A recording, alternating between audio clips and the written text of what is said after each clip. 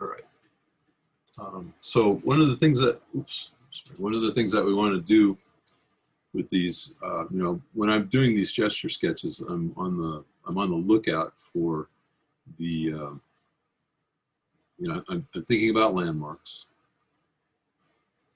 and the landmarks are the parts of the skeleton that are visible, basically on anybody, no matter how they're built. So if it's somebody who's, you know, lean and wiry, if it's somebody that's muscular like this guy, if it's somebody that is maybe more voluptuous forms, you know, that sort of thing. The skeletal landmarks will generally be visible on anybody. Once in a while, you know, here and there, there'll be maybe something that's a little harder to see on somebody, depending on the pose or something like that. Something that's just not as well defined, perhaps. But based on all the things that we can see, we can still deduce, we can still infer where that should be. Okay. So, you know, now, one of the things that I'm doing here is I'm thinking about the figure as a three-dimensional, as orchestration of three-dimensional forms. So if I draw around the rib cage like this, you know, I'm really imagining a volume, and I'm trying to draw over the volume with those lines. Add someone to the class here. There you go. And for the pelvis, we'll do the same thing. You know, the pelvis is a volume in its own right. We can draw a center line from one to the other, so we start to really see the relationship of the rib cage to the pelvis. And we want to think about this the whole torso as a form in its own right. So because of the torso is, you know, twists and flexes and bends, but it's the core of the body. You know, everything else radiates out of there. All the other major masses of the body are kind of easy to easy to deal with as simple volumes. So if I'm thinking about the upper leg here, I can think about a cylinder going off in that direction, and then for the lower leg, another cylinder coming back toward us, you know, heading back to the foreground. And if we give it a little bit of a leg shape, that can't be bad. You know, that's kind of what we want to do. And we can also use boxes for all these forms. And the thing about the boxes is they are more specific as far as their position in space. You know, we can read the boxes easily. If they rotate a little bit, we know that they have, as opposed to a cylinder, which if it rotates, we may not realize it unless there's some sort of indication on the surface that will change as the form rotates. Okay, so for figure drawing like this, we want to have both means of conceiving of the figure at our disposal, kind of in our toolbox.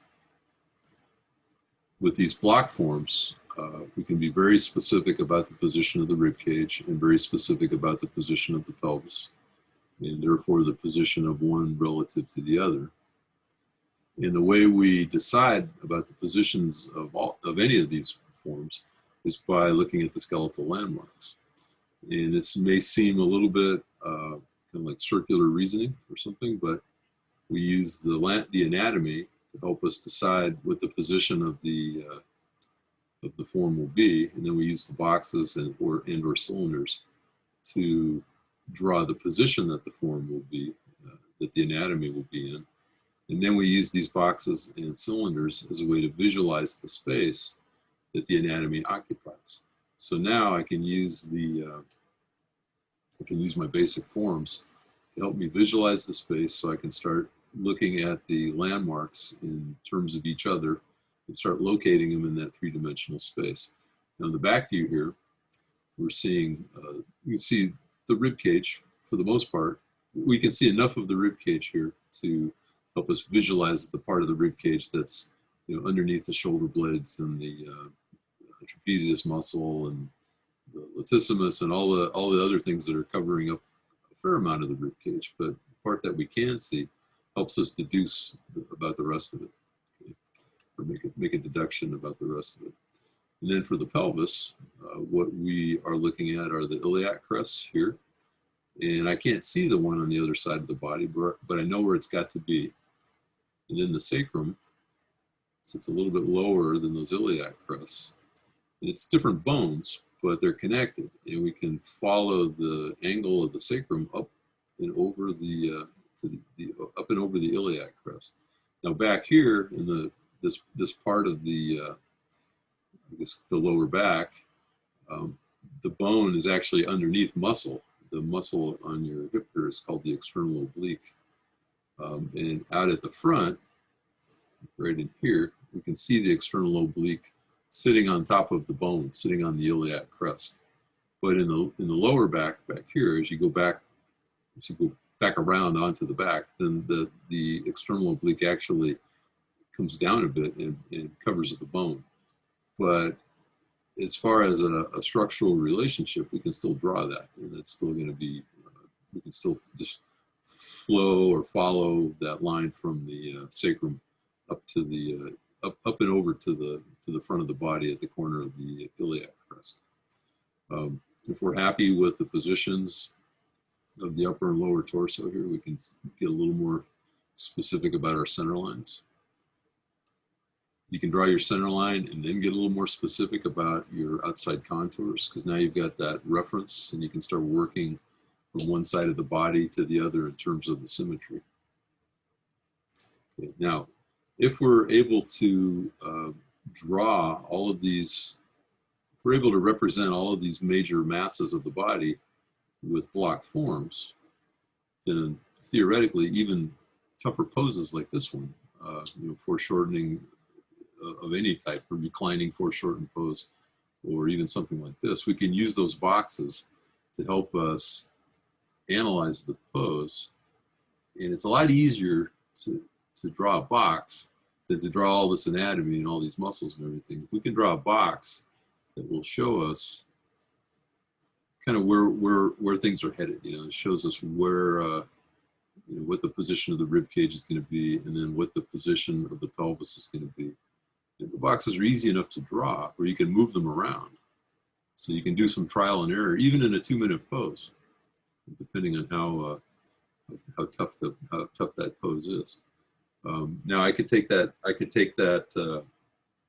Those two forms and just work on what I have now, or I could draw it over again and say, well, what if he was more foreshortened? What if we were seeing more from overhead, more directly over the shoulder line, or that top plane of the shoulders?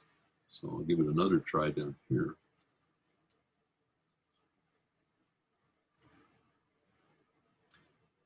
And let's change this a little bit too. So now we're not seeing up underneath him. And everything's a little more foreshortened. So I've got the pelvis is a little more kind of out beyond the bottom of the rib cage this time. You can put the head there. But what I would use here is kind of an overall idea of the position of the body.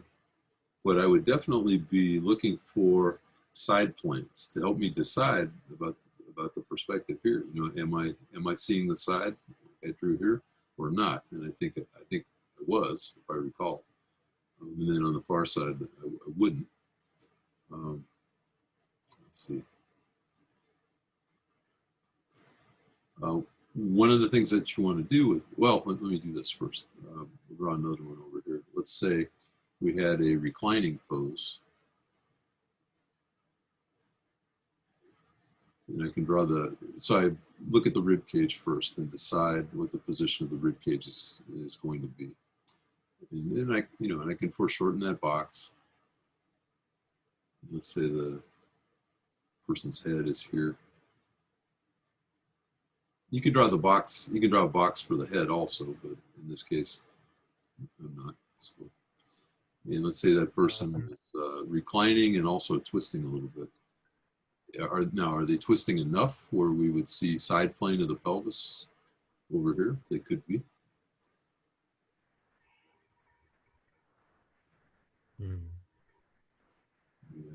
pelvis over a little too far, but we can still see the side plane there. As I'm seeing this, it's like whenever they're using like that dynamic pose, whether he's like kneeling down or lying down, is it preferable to use the boxes to get the foundations in place? Uh, yeah, I think so. I think the boxes are probably one of the most valuable tools that we have for analyzing any poses, let alone these difficult ones. Okay? So now, you know, like for me, you know, I was just able to, you know, make up what would be a pretty difficult pose. No, I didn't do a detailed drawing or anything, but what would be a difficult pose for most people that would be like a reclining, twisting, foreshortened pose. But we can sort of go through it a part at a time here and just reconstruct it. And it's not going to be quite as naturalistic or as elegant as a real figure.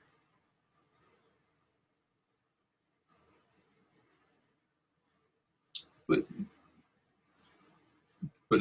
it's a start, you know, and it's like our gesture sketches. Those are a start as well. So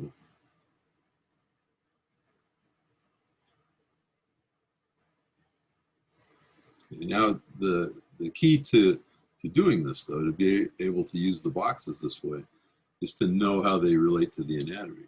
Okay, so so we need to learn the landmarks of the skeleton. We'll do a front view and a back view here.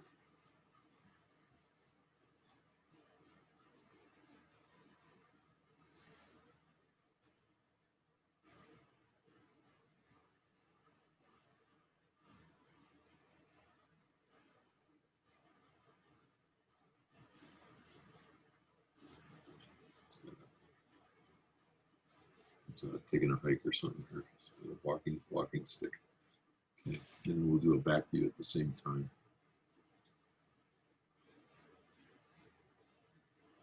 And you know, it's pretty loose, but I am thinking about that the rib cage and the pelvis. I'm thinking about this kind of bean shape to get it started.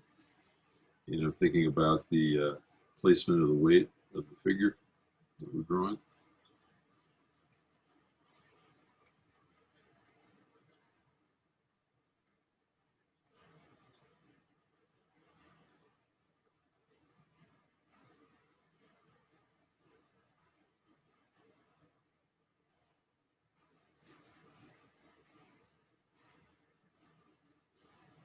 Okay. Now over here, we'll draw the. We'll go through the landmarks that we can see. So here's the rib cage again. And the landmarks of the rib cage are kind of the shape of the rib cage itself, as much of that as you can see. The first rib at the top here, it actually tilts forward slightly. So if you're looking at the rib cage from the side like this, here's the pelvis. That top plane of the shoulders, you know, we're talking boxes here, but the top plane is actually angles forward like this. So the pit of the neck, which is the top of the rib cage in the front, is a little bit lower than the seventh cervical vertebrae, which is the top of the rib cage in the back. But we can use the pit of the neck from the front to help us start to see the center line that's going to run down the whole torso. At the bottom of the sternum here, we can draw out and over to the corners of the rib cage, which are here and here. Corners of the rib cage are where the 10th rib goes to cartilage, and the 10th rib is the last true rib, as opposed to the sort of floating ribs that are down below that don't go back and connect to the sternum. All right, so there's the rib cage. And I would say if you weren't trying to explain all this, you might, if you were just drawing, you know, you would draw more of the body at a time here. So you're trying to get as much as you can, kind of bring it up generally to more specific rather than a piece at a time like this. And now you can see I've drawn a box to represent the position and the proportions of the pelvis. And because it's a three-dimensional box, now I can take those iliac crests on either side and kind of visualize where they are relative to each other in space. Rather than drawing the whole pelvis, what we need are the landmarks or the rib cage. What we need are the parts that we see to be in the right relative positions to each other based on the perspective of the pelvis overall, or of the rib cage overall. So iliac crest here and here, pubic arch or pubic bone down here. The pubic arch is on the bottom, on the underplane of the pelvis. You can draw through the pelvis now and find the hip sockets on either side. And you come out a little bit farther to the great trochanter, which is this sort of blocky piece of bone up at the top of the femur. Now we can draw down to the knee. See, now it's going to be kind of like a loose gestural skeleton, but I am trying to account for the landmarks that we see. So this one you don't really see, but you can feel it, and you can definitely see its effect on the muscle forms of the hip, that trochanter. And it's about at the halfway point of the body too, so it's a good one to know. And then we want to feel that structural relationship between the hip bones, the hip joint, and the knee. Then we go from the knee to the ankle. And then the foot is, the bones of the foot are suspended between the ankle bones. So this is a little bit like drawing a stick figure, but not quite. You know, it's a little thicker than that because we are thinking about the bones.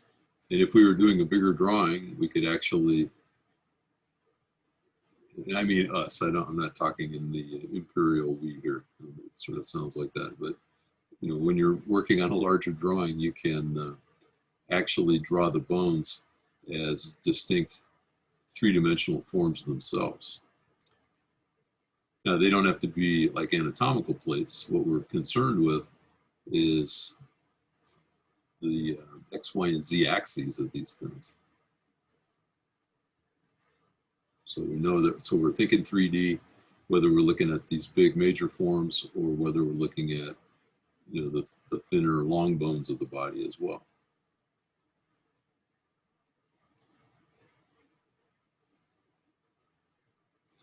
So then when you take anatomy, when you start studying anatomy, you'll be thinking about all those muscle forms now, but in a three-dimensional space. There are classes, not at Northridge, but there are classes that can be taken where you kind of draw and you learn the names of a bunch of things, but you don't really learn how to make sense of the anatomy in terms of form and drawing, right? So it's more like you do a rendering and then name all the parts. But what we would do here is think about these three-dimensional forms and then start building the muscles around those. And the muscles are further expression of the gesture. And now we've got that structure in there as well.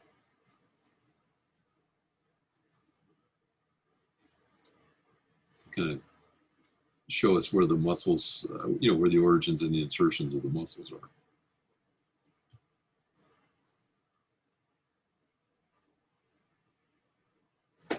Okay, let's go up to the upper body here. Collarbones, those come over to either side of the pit of the neck, here and here. And they meet the outermost part of the shoulder blades on top of the shoulder here. And the humerus, the upper arm bone, starts underneath. This is your rotator cuff up in here.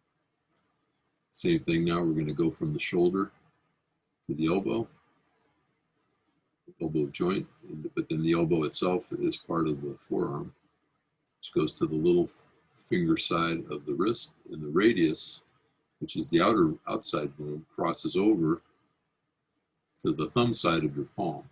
So depending on whether your palm is up or down determines whether those bones are lying alongside each other, or whether the radius is crossing over the ulna from the outside. So here, if I draw the block of the palm, and this is the little finger side, but he's got his palm down, or he or she. So I'll draw the thumb over here. So even with this loose sketch, now I'm taking that radius across the ulna to the thumb side, and then the ulna is making kind of a straight shot to the little finger side.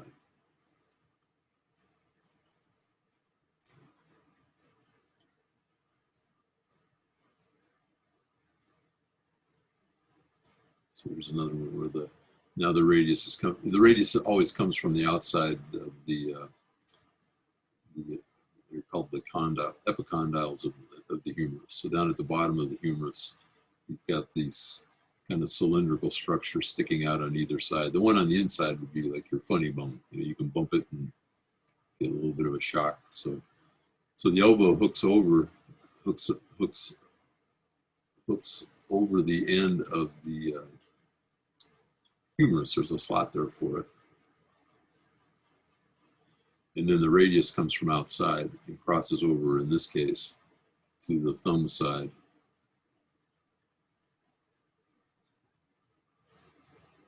Thumb side of the wrist. And again, if you put your palm up like that, then the thumb flips over like that. The elbow only bends one way. It's like your finger. It bends this way. It doesn't rotate or anything. That rotation is from the radius. So say this is your ulna with the elbow being part of it, and this is the radius. So the radius is the one that crosses over. The elbow only bends this way. So it's kind of like your knee or your knuckle in that regard. Let's see, I'm getting a little off track here. So up here we've got the skull. And this, when you're looking at the hands and the feet and the skull, you're seeing mostly bone. Okay, so mostly, in a sense, it's predominantly landmark. But, these are the corners of the forehead. This is the brow ridge. The line from corner of the eye socket to corner of the eye socket. Then we can come down here to the chin on either side. Corner of the jaw out here. Maybe add a little more cranium to the back of the skull there. That oval that I was talking about, that first rib, you can also think of it as the base of the cylinder that we'll use to draw the neck. So while we're talking basic shapes here. Okay, so here's another one from the back now. So here's a bean shape that we can use for the torso also. And we can combine all these things. We can take the round forms and turn them into block forms, and take the block forms and turn them into round forms. So it's not all or nothing with any of these concepts. I'm drawing with the side of the pencil now, using a bit of tone to follow the form. So I'm really thinking about the relationship of one side of the form to the other in terms of symmetry or volume. That's just good exercise, to kind of feel the form and not just draw an outline. Sorry.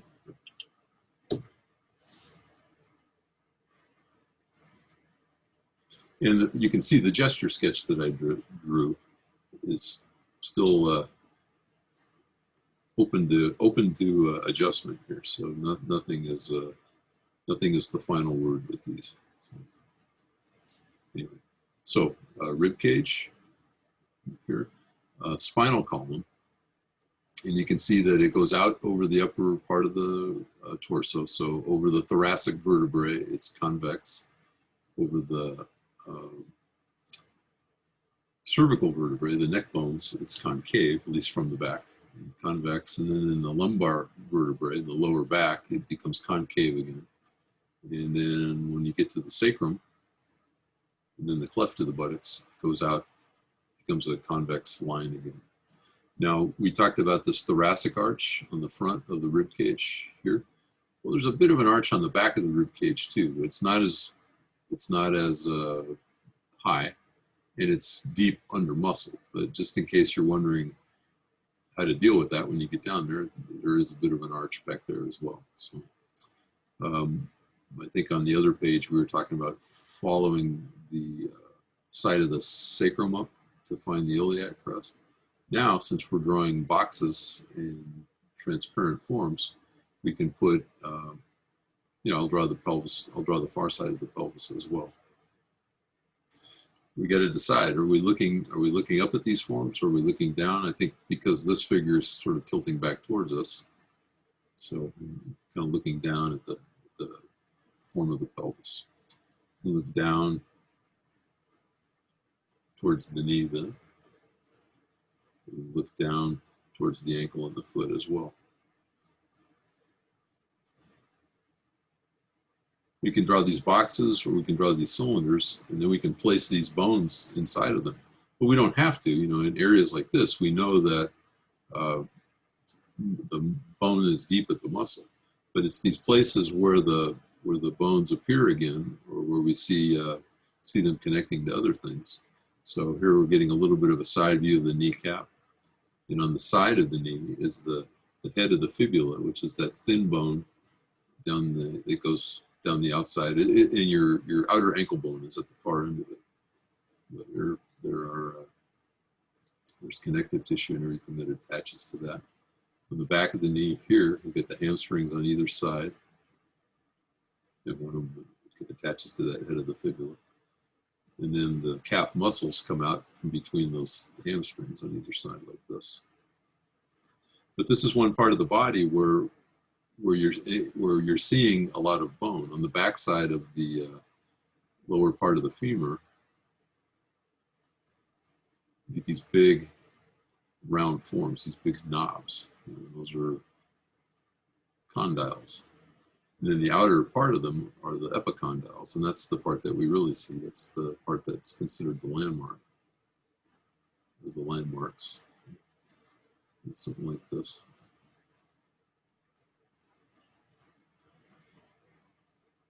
And then the tibia is below that, and then the fibula is out here. So I'm getting that a little off. Anyway, the point is that down here, you're actually, that idea of something being box-like isn't such a stretch of the imagination, because there's enough of the bones visible and evident. And the bones of the knee are actually pretty wide too. It's a pretty substantial structure. And then up in here, it's all very round, very flesh-like. Now, it's not a perfect cylinder. It's not, the cross-section is not going to be a circle. It's going to be a little more of an oval. And actually, with the adductors of the thigh on the inside of the leg, it's even going to throw that oval off a little bit. But the part that we can see out here is you can draw an ellipse, get that cross-section. Let's see what else. Up here on the rib cage, we've got the shoulder blades, and the shoulder blades, just as our center line kind of follows the surface of the rib cage, the inner edge or the medial edge of the shoulder blades, the scapulas, do as well. So they not only we're not only indicating a landmark, something that we can see, something that is there, but we're drawing it in such a way that it enhances or reiterates the form underneath. So it's like a surface contour line. And then we're going to come out off of the back here on either side. These are a little bit wider than 90 degrees, and this is called the spine of the scapula. And it's about the same length as that medial angle. And the scapulas, the shoulder blades, are about half the length of the rib cage. They don't start at the very top, but they're substantial too. Sometimes when people start looking into this and start learning it, they've got these little tentative triangles, but you want to really wrap them over the surface of the rib cage. And then here's the humerus.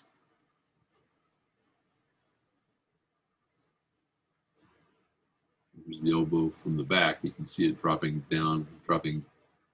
below those two epicondyles. And this goes to the little finger side, and then here's the radius crossing over to the thumb side again.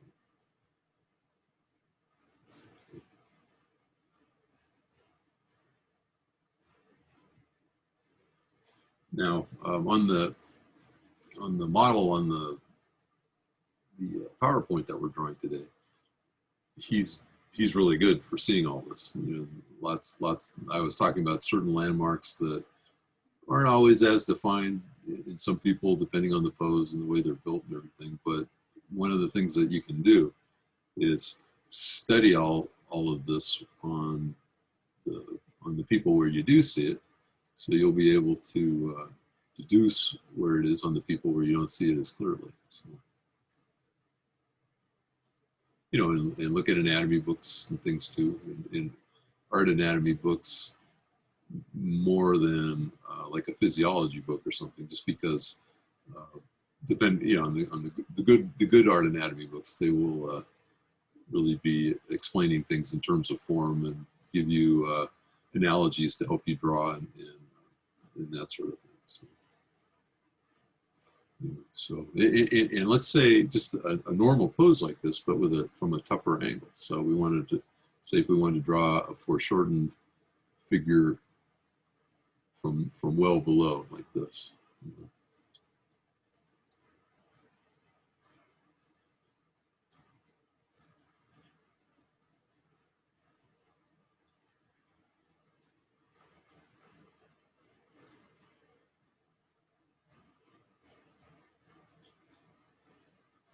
And somewhere here we have to decide where our eye level is. Is our eye level down here by the ankle? Is it up here by the knee? You know, whatever the case may be, we can define all of that.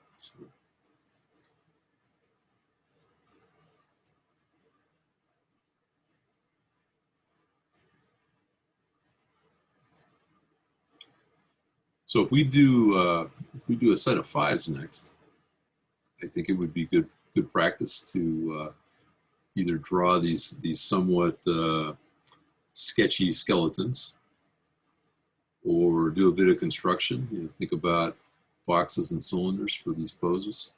Don't worry about making a beautiful old master type drawing at this point.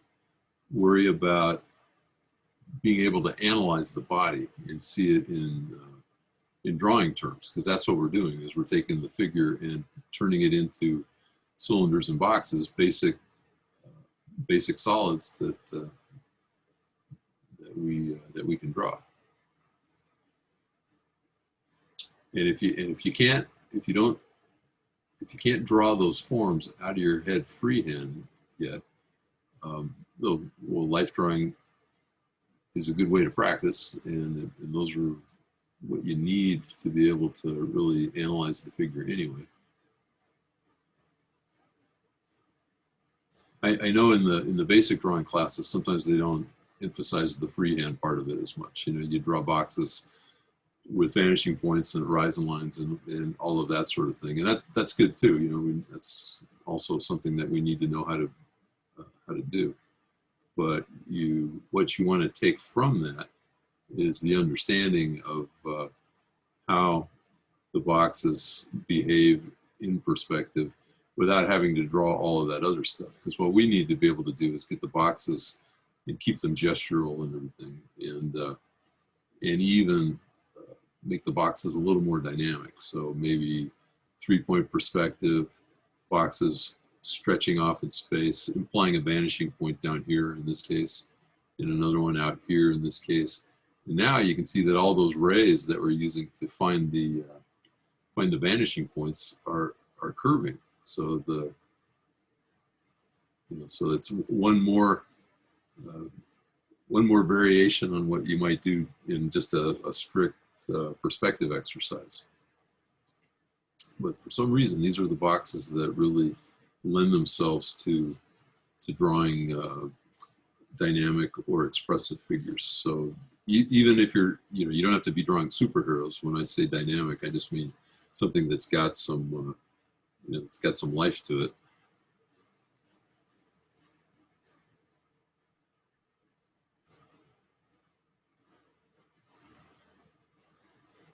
And as you get more accustomed to analyzing the figure in these terms, then when you're doing your your initial sketches, or when you're doing your warm-up sketches like we did at the beginning of the class, like we'll usually do at the beginning of the class. Now, rather than just being loose for the sake of looseness, you are on the lookout for the relationships between all of these forms. So,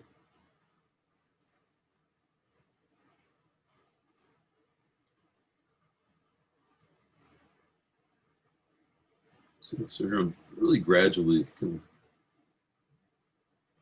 of starting to pull some cylinders out of here. I haven't really haven't really emphasized the boxes on this one. I'm just trying to draw those cross sections of round forms.